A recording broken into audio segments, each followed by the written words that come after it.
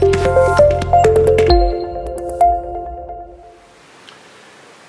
everyone, fellow human from all walks of life all over the world. This is Cool Dudes, and for today's video guys, ang tuturo ko sa inyo is kung gaano katagal bago mag-reflect sa SSS yung payment nyo. So,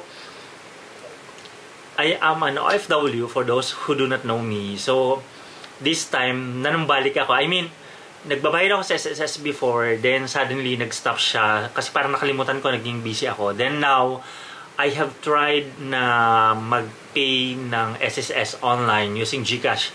So, napakabilis lang nung payment nung pagbabayad ng SSS contribution online. So, ang natagalan lang ako almost 2 days yata or 3 days bago nag-reflect yung tama kong address, yung email, at saka yung phone ko sa SSS.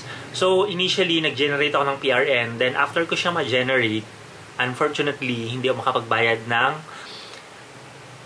SSS using GCash gamit yung PRN na generate ko. So, hinintay ko pa na ma-update yung account ko ng email, address, at saka yung phone number ko. Then after that, nag-try ulit ako na yung na-generate ko na PRN for the month of September, this month.